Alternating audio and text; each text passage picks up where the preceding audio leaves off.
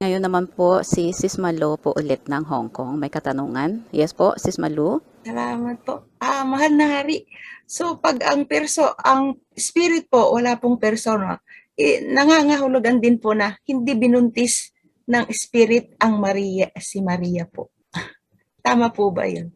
Sa diwa. Okay, wala namang nasusulat, sis, kasi na ang nagbuntis kay Mary ay ang spirit. Kasi yun po yung... Wala naman eh. Binalot siya ng kapangyarihan.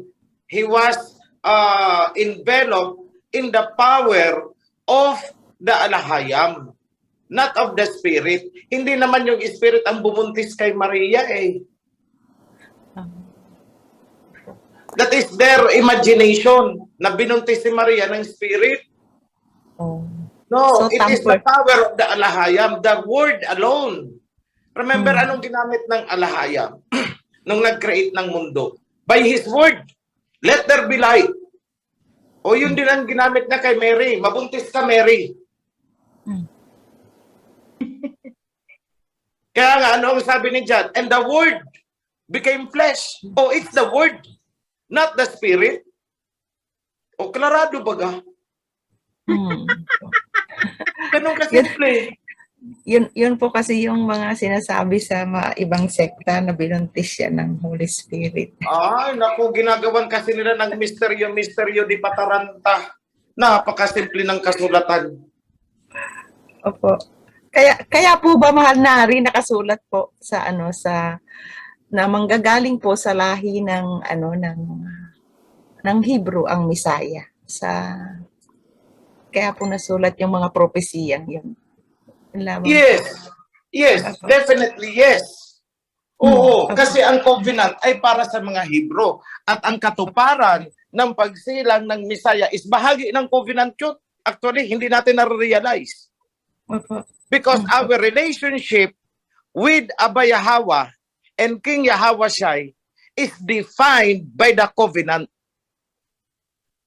Ano yung mga magiging relationship ng mga contracting parties? Kasi ang covenant is kontrata yan, kasunduan, tipanan. So kung ikaw ay ayaw ng kasunduan, ay aba, wag mong asahan na ikaw ay kabahagi at makikinabang sa bunga ng kasunduan na yan. Kung sa kasunduan, ipagtatayo ko kayo ng kaharian, wag mong asahan na ikaw ay bahagi ng kaharian yan because ayaw mo nga ng kasunduan. Ang gusto ng iba dyan is faith, faith, faith. Asa ka pa. Yan lang ang sagot dyan. Kawawa ka naman, umaasa sa wala. Saling pusa. Yun ang mga faith, faith, faith. Basta ikaw ay may pananalig. Ang term na malalim nila ay pananampalataya. Pero ang tamang term dyan is pananalig. Umaasa. Oh, bakit ka aasa? Ayaw mo naman ng covenant. Eklarado ang covenant. Ang makakapasok lamang sa kingdom of heaven ay ang nagpasakop sa covenant. Ayaw mo ng covenant, pero umaasa ka, di isa kang hangal. Parang ganun lang yun. Sabi sa colloquial term, baliw. Kasi Asa ka pa, kawawa ka naman, umaasa. Hindi ka naman kabahagi sa kontrata. Bakit aasa ka? Yun lang yun.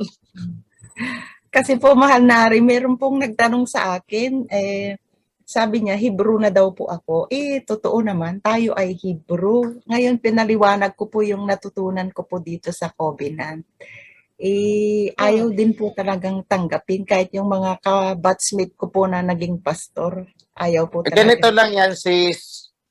Ang Bible, kaya isinulat sa Hebrew dahil para yan sa mga Hebrew. Opo, yun po ang paliwanag ko po. Hindi yan para sa mga Christians kasi mga Greek sila. Opo. O, tingnan mo, yung mga simbolo nila, ahas, krus. O, yung espada, ikukumpara natin ang krus sa espada. O sila, elektrika na lang. Ang ating Misaya ay pinatay nila sa sila elektrika. Kaya ang tawag nila sa sila elektrika na yan, banal yan. Kasi dyan natin pinatay ang Misaya ng mga Hebrew. Yun ang totoong meaning nun. Kaya sinasamba nila, nire-river nila ang sila elektrika. Dahil dyan nila pinatay, dyan pinatay ng mga Europeans ang ating Mesaya. Kaya para sa kanila napakahalaga. Kaya kinikwintas nila, niluluhuran nila, kinakantahan nila, ang silya elektrika na yun.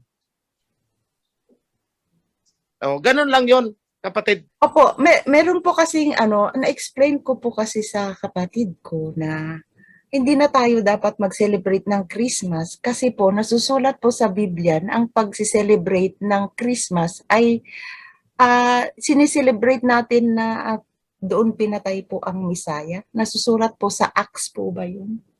May Okay, nakasulat ganito lang po yan. na ibinitin. Okay, ganito lang yan, kapatid. Opo.